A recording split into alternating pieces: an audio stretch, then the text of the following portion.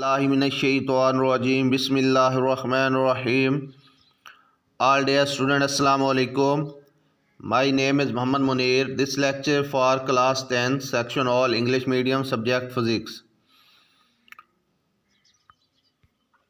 आज का जो हमारा टॉपिक है text book page 177 chapter number 18 topic number 18.4 and topic name जो है न्यूक्लियर ट्रांसपोर्टेशन.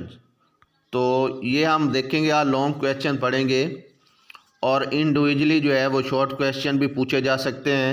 तो हमारे पास सवाल है, what are 3 radioactive decay and how they are differ from each other. या तो इस तरह से पूछा जा सकता है या फिर कि एक्सप्लेन 3 न्यूक्लियर ट्रांसमिशन प्रोसेस, या फिर इस तरह से भी पूछा जा सकता है. तो दोनों का जो आंसर है वो एक है कि what are 3 radioactive decay process and how they are differ from one and other. और दूसरा है, या फिर आपसे पूछा जा सकता है कि एक्सप्लेन 3 जो types of nuclear transmission process. तो सबसे पहले जो है वो न्यूक्लियर ट्रांसपोर्टेशन को देखेंगे. तो इसकी जो डेफिनेशन है ये बॉक्स के अंदर उसने लिखी है यहाँ से यहाँ तक कि the spontaneous process in which a parent unstable nuclide changes into a more stable daughter nuclide with the emission of radiation is called nuclear transmutation. तो उसने कहा कि स्पॉन्टेनियस प्रोसेस खुद ब खुद होने वाला अमल इन विच जिसमें अ पेरेंट अनस्टेबल न्यूक्लाइड के पेरेंट कहते हैं जो हमारे पास क्या है, जड़ है, जो असल है, बुनियादी, अनस्टेबल गैर क़याम पजीर जो न्यूक्लाइड न्यूक्लियस है कि गैर क़याम पजीर जो असल न्यूक्लियस है कि जो हमारे पास बुनियादी न्यूक्लियस है, चेंजेस वो तब्दील हो जाती है into a more stable daughter nuclide. तो वो ज़्यादा स्टेबल क़याम पजीर जो डॉटर जो अगला हिस्सा है, जो ब्रांच है, जो मज़ीद हिस्से हैं, कंपोनेंट हैं, उन न्यूक्लियस के अंदर जो है वो तब्दील हो जाती है with the emission of radiation के रेडिएशन को खारिज करते हुए. इस कॉल्ड न्यूक्लियर ट्रांसपोर्टेशन. तो इसे हम न्यूक्लियर ट्रांसपोर्टेशन कहते हैं. अब ट्रांसपोर्टेशन का मतलब भी यही होता है कि एक चीज़ या एक शय का दूसरी शय में तब्दील होना, मुंतकिली तब्दीली को कहते हैं ट्रांसपोर्टेशन. उसके बाद है ये इसकी ट्रांसपोर्टेशन की डेफिनेशन. उसके बाद नेक्स्ट है, now we represent radioactive decay by means of a nuclear equation in which an unstable parent nuclide X changes into a daughter nuclide Y with the emission of an alpha particle, beta particle और gamma particle. तो अब देखिए, हमने यहाँ देखा कि जब भी कोई भारी न्यूक्लियस डिके करता है, टूटता है, ब्रेकअप होता है छोटे स्मॉलर जो न्यूक्लियस हैं उनके अंदर, तो ये 3 तरह के एमिशन करता है. 3 तरह के क्या होता है, जो डिके प्रोसेस है, जो ट्रांसपोर्टेशन है, वो 3 तरह की होती है, 3 टाइप्स की होती है. नंबर 1 जिसके अंदर अल्फ़ा पार्टिकल जो है वो इमिट होते हैं, डिके करते हैं, खारिज होते हैं. और नंबर 2 जिसके अंदर बीटा रेडिएशन या बीटा पार्टिकल जो है वो इमिट होते हैं, खारिज हो रहे होते हैं, डिके कर रहे होते हैं. और नंबर 3 पे क्या है, गैमा रेडिएशन या और गैमा पार्टिकल जो है वो निकल रहे होते हैं, वो खारिज हो रहे होते हैं. तो इन तीनों को हम देखेंगे कि किस तरह से होते हैं और कैसे होते हैं. तो नेक्स्ट है अल्फ़ा डिके या अल्फ़ा जो है वो हम रेडिएशन भी कह सकते हैं. जनरल इक्वेशन इसकी उसने लिखी है कि एक्स हमारे पास कोई भी एटम है जिसका एटॉमिक नंबर Z है और एटॉमिक मास A है.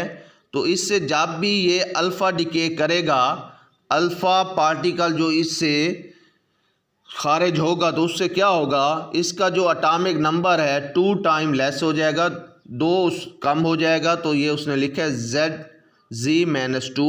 और जो एटॉमिक मास है वो 4 जो है वो लेस हो जाएगा, 4 लेस हो जाएगा. A-4 लिखा है प्लस He हीलियम 24 लिखा है उसने. तो अल्फ़ा जो पार्टिकल ऐसे पार्टिकल होते हैं जिनका अटामिक नंबर 2 होता है और अटामिक मास जो है 4 होता है। फॉर एग्जांपल जैसा कि यहाँ पे उसने लिखा है हीलियम एटम जो है ये एक अल्फ़ा पार्टिकल है, अल्फ़ा रेडिएशन है। तो और प्लस क्या होगा, एनर्जी भी खारिज होगी, और एनर्जी यहाँ पे अमूमन कौन सी होती है, हीट एनर्जी जो है वो खारिज होगी। तो जब भी अल्फ़ा डिके होगा, अल्फ़ा पार्टिकल खारिज होगा किसी भी हैवी न्यूक्लियस से, तो क्या होगा, उस न्यूक्लियस का क्या होगा, 2 अटामिक नंबर कम हो जाएगा और 4 अटामिक मास कम हो जाएगा, और वो हीलियम जैसा जो एटम है अल्फ़ा पार्टिकल वो खारिज होगा, और मज़ीद जो है वो एनर्जी भी खारिज होगी, हमें मिलेगी। तो उसने एग्जांपल दी है जैसे कि हमारे पास रेडियम है, तो रेडियम जो है वो कन्वर्ट हो गया, ये रेडियम हमारे पास पेरेंट न्यूक्लाई है, और इस ये कन्वर्ट हो गया किस में, रेडॉन के अंदर, और प्लस क्या है हमारे पास अल्फ़ा पार्टिकल खारिज हुए निकले, और उसके बाद एनर्जी भी हमें मिलेगी। तो ये अल्फ़ा डिके या अल्फ़ा रेडिएशन जो है उसकी डेफिनेशन लिखी है, अगर शॉर्ट में पूछा जाए तो वो भी इंडिविजुअल आप कर लेंगे। It means in alpha decay the proton number और atomic number Z of the parent nuclide reduces by 2 and its mass number or nucleon number A decreases by 4। तो वही उसने कहा कि इसका मतलब है जो अल्फ़ा डिके है उसके अंदर क्या होता है, प्रोटॉन की तादाद या एटॉमिक नंबर जो Z है वो क्या हो जाता है, पेरेंट न्यूक्लाइड का वो 2 कम हो जाता है, एंड इट्स मास नंबर, और मास नंबर क्योंकि न्यूक्लियन की तादाद को कहते हैं, तो दोनों तरह से हम कह सकते हैं ए डिक्रीजेज बाय 4। उसके बाद नेक्स्ट है बीटा डिके। जनरल इक्वेशन इसकी क्या है, कोई भी हमारे पास ये हमारे पास जी जो है पेरेंट, कोई भी हमारे पास न्यूक्लाइड है, एटम है जिसका एटॉमिक नंबर जो है जी है और एटॉमिक मास ए है, तो जब भी ये बीटा डिके करेगा तो इसमें क्या होगा, एक इसका एटॉमिक नंबर इंक्रीज हो जाएगा, और एटॉमिक मास पे कोई इफेक्ट नहीं होता, वो ए से ए ही रहेगा, और प्लस इसमें क्या है, एक इलेक्ट्रॉन बीटा पार्टिकल जिसे हम कहते हैं वो क्या होगा, खारिज हो जाएगा उस पेरेंट न्यूक्लाइड से, और प्लस एनर्जी भी इमिट होगी, एनर्जी भी खारिज होगी, अमूमन हीट एनर्जी जो है वो खारिज होगी, वो भी हमें मिलेगी। तो यहाँ पे फिर उसने एग्जांपल लिखी है कार्बन 614। तो जब भी ये बीटा डिके करेगा तो ये किस में कन्वर्ट हो जाएगा, नाइट्रोजन 714 के अंदर, और प्लस बीटा पार्टिकल जो है हम कहते हैं बीटा पार्टिकल असल में फास्ट मूविंग इलेक्ट्रॉन ही होते हैं, तो ये बीटा पार्टिकल खारिज होगा और प्लस एनर्जी।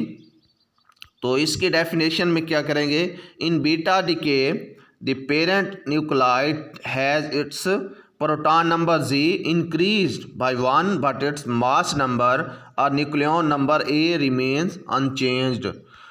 तो वही उसने कहा कि बीटा जो डिके है, इस जो बीटा डिके के अंदर जो पेरेंट जो असल बुनियादी न्यूक्लाइड है एज इट्स प्रोटॉन नंबर, उसका जो प्रोटॉन नंबर Z है वो 1 बढ़ जाता है, बट इट्स मास नंबर या न्यूक्लियन नंबर A जो है वो रिमेन्स अनचेंज, तो वो उसमें कोई तब्दीली नहीं आती, वो वैसे का वैसे रहता है। उसके बाद नेक्स्ट है तीसरी टाइप किस्म का रेडियो एक्टिव डिके है जिसे हम गैमा डिके कहते हैं। तो इसकी जनरल इक्वेशन है XZ, कोई भी हमारे पास न्यूक्लियस या एटम है, एक्स एटम है, कोई भी हो सकता है, और उसका एटॉमिक नंबर Z है और एटॉमिक मास A है, और ऊपर उसने स्टार बनाया है। तो जब भी गैमा डिके होगा तो ना तो इसके एटॉमिक नंबर पे कोई इफेक्ट होगा और ना ही इसके एटॉमिक मास पे, और प्लस गैमा रेज या गैमा रेडिएशन जो है वो खारिज हो जाएंगी। तो यहाँ पे उसने लिखा है एग्जांपल, कोबाल्ट है हमारे पास 2760, तो कोबाल्ट से कोबाल्ट ही रहेगा, और प्लस जो है वो गैमा जो रेज़ हैं रेडिएशन है वो खारिज हो जाएंगी, प्लस एनर्जी। तो गैमा जो रेडिएशन या हमारे पास डिके है वो उस वक्त होता है, यहाँ पे जो उसने स्टार से ज़ाहिर किया है, तो स्टार यहाँ पे शो कर रहा है एक्साइटेड स्टेट। जब भी किसी भी एटम को हम एक्साइट कर देते हैं, एक्साइटेड हो जाता है वो, तो उसके बाद उससे गैमा जो रेडिएशन या गैमा रेज़ हैं वो उससे डिके होती हैं, वो खारिज होती हैं। कि मतलब जब भी किसी भी एटम के अंदर जो इलेक्ट्रॉन है उसको हम लोअर स्टेट से लो लेवल से हाई लेवल के अंदर जब हम उसको ट्रांसफ़र करते हैं, जब वो लो लेवल से हाई लेवल एक्साइटेड स्टेट के अंदर चला जाता है, तो उसके बाद वो क्या है, हाई लेवल से लो लेवल की तरफ जो है वो जंप करता है, ट्रैवल करता है। तो साथ क्या है, एनर्जी जो है वो गैमा रेज जो है, रेडिएशन जो है वो खारिज करता है। तो उसने फिर आगे लिखे, gamma rays are usually emitted along with either an alpha or beta particle. तो इसके अंदर वो कहते हैं अल्फ़ा और बीटा पार्टिकल भी डिके हो सकते हैं। और जो मोस्ट जनरल हमारे पास जो गैमा डिके है वो बेसिकली रेडिएशन होती हैं, और ये उस वक्त होती हैं जब भी कोई एटम एक्साइटेड होता है। तो ये केमिस्ट्री के अंदर भी आप लोग पढ़ते रहते हैं कि जब भी एटम के अंदर जो इलेक्ट्रॉन है उसे हम लो स्टेट से, लो लेवल से, लो शेल से हाई लेवल, हाई शेल के अंदर, ऊपर वाला जो उसका शेल है उसके अंदर जब हम उसको ट्रैवल करवाते हैं तो वो एनर्जी लेता है। और जब वो एक्साइटेड स्टेट हाई स्टेट के अंदर चला जाता है और उसके बाद वो नीचे लोअर स्टेट के अंदर आता है, तो वो जो है एनर्जी को खारिज करते हुए आता है और रेडिएशन को खारिज करते हुए आता है। तो वो जो रेडिएशन खारिज कर रहा होता है वो असल में गैमा रेज हम उन्हें कहते हैं। तो ये था आज का लेक्चर, यहाँ तक आप लिखेंगे, इसको याद भी करेंगे और उसके बाद जो है वो स्कूल के अंदर चेक करवाने के लिए भी लाजमी भेजेंगे। वस्सलाम।